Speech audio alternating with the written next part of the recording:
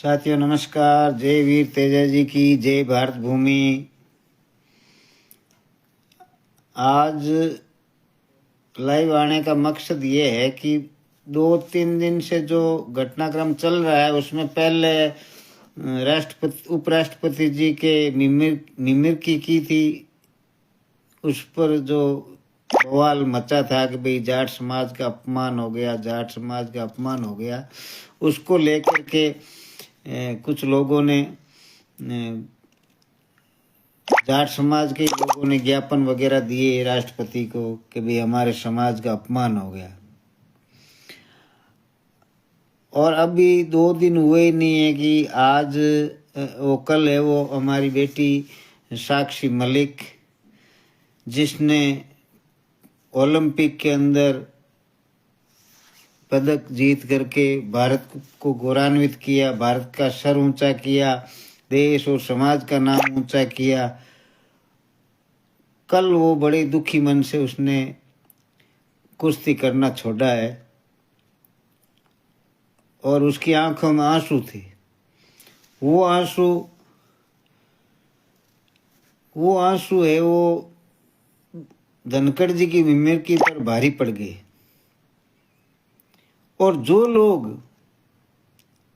धनखड़ जी की मिमिक्री को लेकर के जाट समाज के अपमान को लेकर प्रदर्शन कर रहे थे, उन लोगों से मैं कहना चाहता हूं कि धनखड़ जी का तो अपमान हुआ कि नहीं हुआ, धनखड़ जी की मिमिक्री से जाट समाज का अपमान हुआ या नहीं हुआ, लेकिन अगर आप जाट हो और आपकी रगों के अंदर हमारे महापुरुषों का खून दौड़ता है तो साक्षी मलिक की आंखों में आंसू देख करके हर किसी जाट का अपमान हुआ है। अगर आप इसके लिए कुछ कर सकते हो तो ये समय है आपके लिए। बाकी आप जो कल जो परसों 2 दिन से जो कर रहे थे वो सब नौटंकी था। आपके अगर कौम का दर्द है और अगर बेटियों का मान सम्मान जानते हो रखना और जाटों के मान और सम्मान में समझते हो तो इस अपमान से बड़ा कोई अपमान नहीं है। आज ये हमारी बेटी की आंख में आंसू नहीं है, ये पूरे जाट समाज की आंखों में आंसू है, ये पूरे जाट समाज की। तो फिर जाट समाज क्या देख रहा है, किसका इंतजार कर रहा है? जाट समाज में जितने भी लोग इस सरकार में बैठे हैं जाट समाज के, उनको चाहिए कि या तो वो सरकार से सवाल करें या इस्तीफा देकर घर आ जाए। जब आपसे कुछ होता नहीं है तो वहां कर क्या रहे हो भाई? आप सरकार में बैठे हो, सिर्फ मजे लेने के लिए बैठे हो। जब आप पर संकट आता है तो जाट समाज याद आता है, और जाट समाज पर संकट आता है तो तुम आंख मूंद लेते हो। तो फिर कहे कि जाट समाज के नेता हो तुम, क्यों खराब कर रहे हो जाटों को? हमारी बेटियों के साथ में शोषण हुआ और पुलिस चार्जशीट बता रही है कि पुलिस की चार्जशीट में लिखा है कि ब्रजभूषण सिंह महिला पहलवानों को छेड़ने का कोई भी मौका नहीं छोड़ते थे। ये चार्जशीट में लिखा हुआ है। इतना बड़ा अपराधी जिसको बचाने के लिए पूरी दुनिया उसके समर्थन में खड़ी है। और आज तुम जो लोग जो भी अपना आप को जाट हिंदू समझता है और हिंदू धर्म की पैरवी करता है और हिंदू धर्म के लिए मरने मिटने की बातें करता है, तो आज कहो अपने हिंदुओं से, आप हिंदू हो तो कहो अपने हिंदुओं से। कल जो नारे लगा रहे थे ब्रजभूषण सिंह के जो समर्थक थे, वो उनमें आधे से ज्यादा साधु संत थे, हिंदू थे वो। तो क्या हिंदू धर्म को हमारी बहन बेटियों की इज्जत की परवाह नहीं है? फिर आप कहे कि हिंदू हो, क्यों हिंदू धर्म के नाम पर आपको ठगे जा रहे हो? बार बार हिंदू के नाम पर आप मुसलमानों से लड़ते हो। हिंदू के नाम पर आपको कोई हिंदू के नाम पर फायदा मिला है तो हमें बता दो, हम भी आपके साथ हो जाएंगे। आपको मोहरा बना करके हिंदू ही हमें खत्म कर रहे हैं। और कौन कर रहा है? हमें मुसलमानों से खतरा है क्या? हमें हिंदुओं से खतरा है। आज हमारी बहन बेटियों को जलील हिंदू कर रहे हैं, एक भी मुसलमान नहीं कर रहा है। आज जो हमारी बहन बेटियों की मजाक बना रहे हैं वो अधिकतर हिंदू धर्म है। के लोग हैं। संत महापुरुष जिनको हम कहते हैं, जिनको हम दंड प्रणाम करते हैं, जिनको हम भगवे को नमस्कार करते हैं, वही भगवे वाले लोग हमें गाली दे रहे हैं, हमारी बहन बेटियों को चरित्र हनन कर रहे हैं। और हम लगे हुए हैं हिंदू धर्म को मजबूत करने के लिए। हाँ, धर्म पर संकट आए तो आप मरो मिटो, लेकिन आपके खुद के ऊपर संकट आया हुआ है और आप धर्म को बचाने में लगे हुए हो।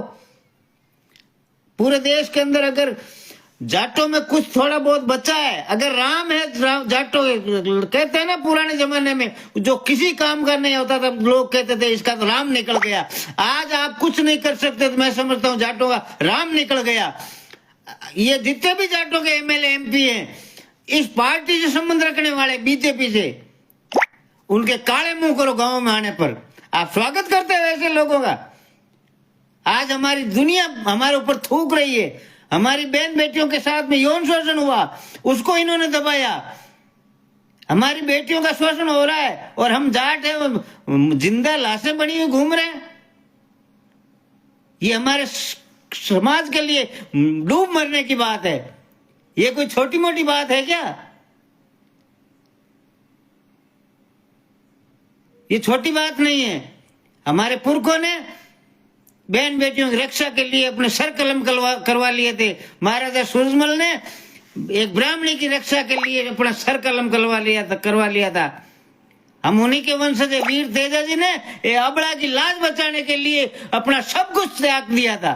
हम उन्हीं वीर तेजाजी और महाराजा सूरजमल के वंशज हैं। और आज हमारी हम बहन बेटियों की हम रक्षा नहीं कर सकते?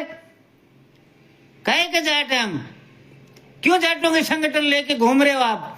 क्यों जाटों के नाम पर कलंक है हम? मैं खुद कलंक हूं, नहीं कर पा रहा हूं कुछ, मुझे इस बात का दुख है। गली गली में संगठन बने घूम रहे हैं, होता कुछ है नहीं। 5 आदमी किसी के साथ नहीं। मैं खाप का अध्यक्ष, मैं जाट महासभा का अध्यक्ष, है क्या तुम्हारे पास? भाई आप वाजिब चीज के लिए आप संगठित नहीं हो सकते। लोग तो अपराधियों के साथ खड़े हो गए। हम कोई अपराधियों का समर्थन थोड़ी कर रहे हैं। जाटो संभल जाओ और एक हो जाओ, पार्टी भूल जाओ। अगर आज नहीं संभले तो ये तो एक टेलर है। आने वाले दिनों में आप ये गलतफहमी आप अपने मन से निकाल लेना कि ये जो बीजेपी है ये मुसलमानों की दुश्मन है। ये मुसलमानों की दुश्मन नहीं है। ये मुसलमानों को आगे करके, मुसलमानों के नाम पर आपको डरा करके आपको खत्म करना चाहते हैं ये लोग। क्योंकि इन्हें पता है कि इस कौम का जमीर अभी तक मरा नहीं है और इनको चाहिए जमीर मरे हुए लोग। इनको राज करने के लिए जमीर मरे हुए लोग चाहिए। जो हमारे जाट समाज में भी कुछ जमीर मरे हुए लोगों को चुन करके ये भेजते हैं और वहां इनके आगे दुम मिलाते हैं। तो इनको खतरा मुसलमानों से नहीं है, इनको खतरा जमीर वाले लोगों से है। जाटों का जमीर जिंदा है, इसलिए ये खत्म करना चाहते हैं। आज पूरे देश के अंदर, पूरा देश एक तरफ और 2.5% जनसंख्या वाला जाट समाज एक तरफ, जबकि 45 से 50% तक मेडल, चाहे एशियाड हो, चाहे ओलंपिक हो, चाहे कॉमनवेल्थ हो, सब इसमें जाटों का हिस्सेदारी है 40 से 45%। इस बात की जलन है इन लोगों को, हिंदुओं को इस बात की जलन है कि हरियाणा एक छोटा सा प्रदेश है, पूरे देश के मेडल एक तरफ और हरियाणा के एक तरफ, और ये मेडल लाने वाले लगभग जाट हैं। इनको कैसे रोका जाए? तो ये षड्यंत्र पूर्व के ऐसे, अगर इनके अंदर योग्यता होती तो ब्रजभूषण अपने क्षेत्र से एक भी मेडल क्यों नहीं इनके खाते में?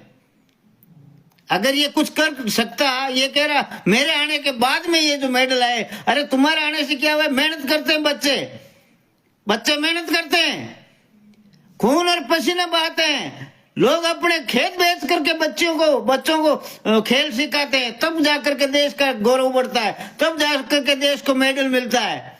बातों से थोड़ी मेडल मिलता है, जान चाहिए। जो जाटों में है उस जान की बदौलत है वो देश के अंदर जाटों को मेडल लाते हैं, देश के लोग अंदर, और देश को गौरवान्वित करते हैं।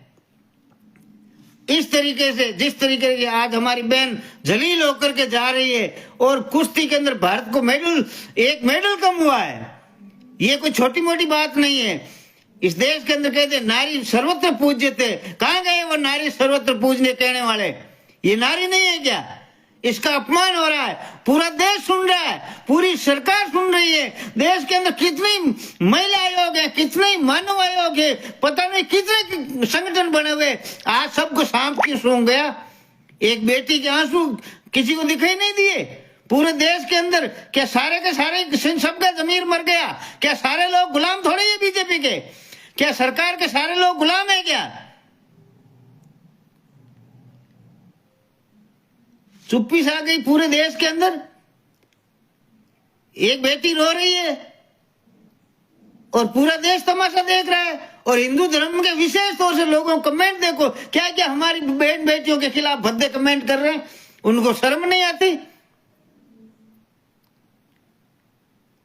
इसलिए जाट भाइयों, अब है ना, मैं अब रुकने वाला नहीं हूं। मैं जल्दी अब एक जाटों का संगठन एक बनाऊंगा, सारे जाटों को इकट्ठा करूंगा और एक संगठन बनाएंगे जिसके एक आदेश से राजनीतिक पार्टियों में किस जाट को टिकट देना वो भी जाट तय करेगा। ऐसे लोगों को टिकट नहीं देने देंगे जो हमारे नाम पर जीत कर जाते हैं और वहां जाकर के उनके तलवे चाटते हैं। हमारे लिए बोलने जा, हमारे लिए ऐसे आदमी चाहिए, किसी भी पार्टी में हो हम उसका समर्थन करेंगे, लेकिन वो बोलेंगे हमारी बात, हमारे ऊपर संकट आएगा तो वो बोलेंगे। ऐसे आदमी का एक संगठन बनाएंगे जल्दी ही। पूरे राजस्थान नहीं, पूरे देश के अंदर जाटों का एक संगठन बनेगा। ये तलवे चाटने वाले लोग, ये दलाल लोग कौम को बेच रहे हैं, कौम को बर्बाद कर रहे हैं। आज जो स्थिति है, इतनी बहादुर कौम की स्थिति किसकी वजह से डाउन हुई है? ये राजनेताओं की, ये सामाजिक संगठन के दलाल लोगों की वजह से।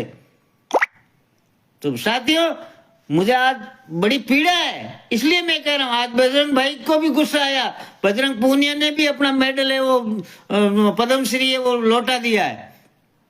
क्या करें जब इस देश के अंदर किसी की सुनवाई नहीं हो रही है?